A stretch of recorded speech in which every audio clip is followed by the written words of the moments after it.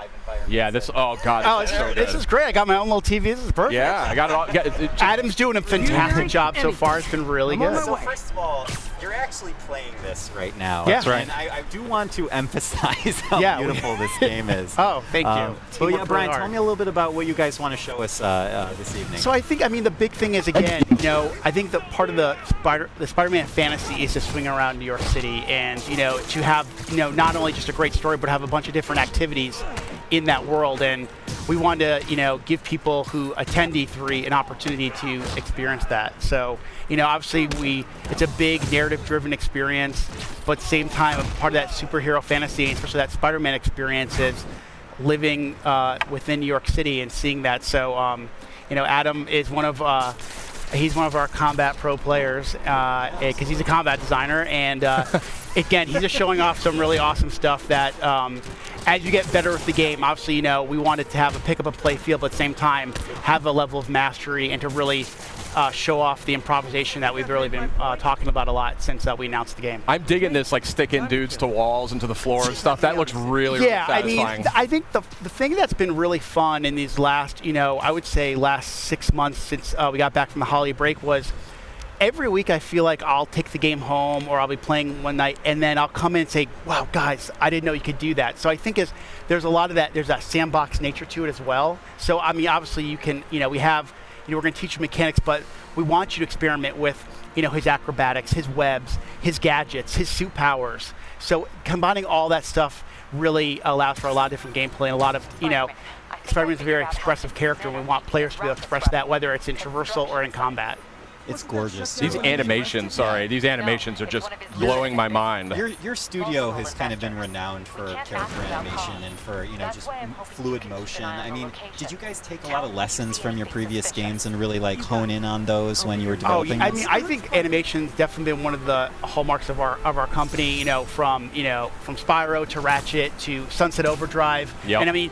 And I remember when the Sunset Overdrive reviews came out, one person actually wrote, it would be great to see Insomniac make a Spider-Man game. And I was like, see, we should make it. See, and I think you waved your phone around to the whole studio. Exactly. We took that kind of mentality and we just injected our personality, but also, what do people want, desire from a Spider-Man experience. So, what was really great is I remember probably around the end of the year, end of last year, someone wrote an article about the top things they want to see in Spider-Man. And they said they want it to feel like an Insomniac game. So I think that's the thing we've been really layering on in this last year is to have that, it feels like an Insomniac game as much as it does a Spider-Man game. And I love this traversal, just the fluidity of just moving over great distances very quickly. It looks like a lot of fun just moving around, and that's when you know you've got a great game. Okay, so so how I kind of said like experimenting, but like sometimes, game development, we're in meetings a lot, and then sometimes you just need to like take a break.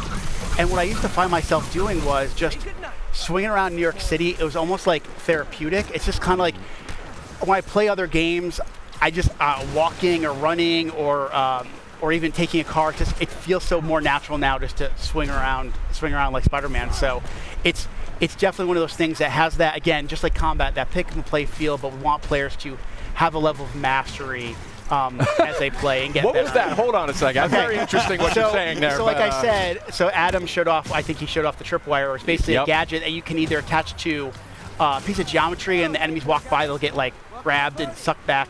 But you can also attach it to an enemy, and if an enemy walks by, they kind of slam into each other. That is amazing. This is so cool. What's this focus meter about? So the focus meter is basically, there's kind of a risk reward. As you build focus, you can use it to heal. Sid's having a religious experience. It just looks incredible. Okay, thank you. The team works really, really hard on it. Really, really hard. Clearly. And the idea is the focus is kind of a way to, it's a risk reward. Like I said, you can either heal yourself or you can kind of, if you fill up the bar a certain way, you can actually pull off a finishing move. So, as you play the game, you can kind of say, well, do I want to maybe heal myself real quick, or do I want to wait for that really extravagant move to kind of take the guy out instantly? Got it. Brian, a question for you is obviously Spidey has, as with his experience being under the mask for so many years now. Yep, in 8 your years. story, Yeah. 8 years.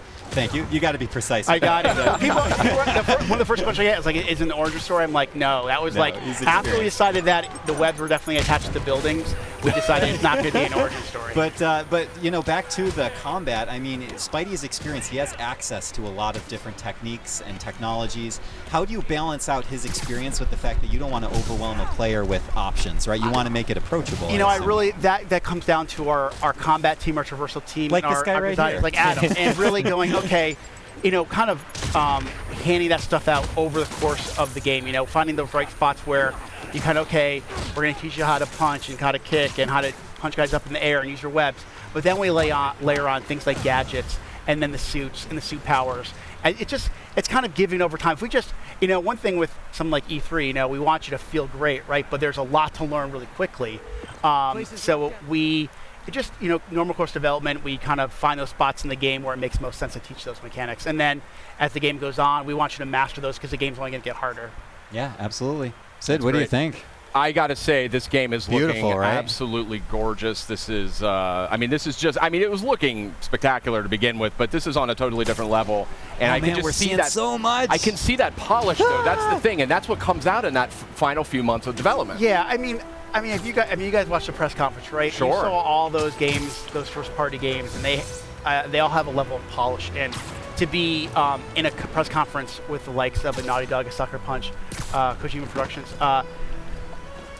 we are very honored to be, and we know there's a certain level of polish that people expect from a PlayStation game, especially a first-party game. So we want to be considered right up there. Well, And not to mention also from the Marvel, you know, Marvel Of fans course. expect to have that perfect experience. of course. May I just ask real quickly, you know, as we're starting to wind down here, from a personal perspective, I mean, what's it like for you and for the team to be able to kind of look up at the big screen and see your game after all that time and all that work? I'm known as a crier, so it takes a lot for me not to get choked up. Like right now, they're playing the theme song to the game in the background as we're sitting here, and I mean, this is an amazing industry, and to be part of it is one thing, but to work on something you truly love is something that when you were a little kid thinking, oh my God, could I ever work on a Spider-Man game, let alone be in video games, is just absolutely surreal. I use that word a lot when I describe working on this game, and to work with a group like Sony and work with Marvel, and that feeling is felt by so many Insomniac. So we couldn't be prouder, and the support we've gotten across the board, not only from Sony, Marvel, but also the fans, has been spectacular. Nice work with Brian, the bombs, but it just you looks leaned into your incredible. throat too I mean, there's much. no other word for it. And You're flabbergasted. I really am. It's stunning. I mean, just look at that. How can you not be blown away by that? But we do have a limited amount of time here, Brian. You're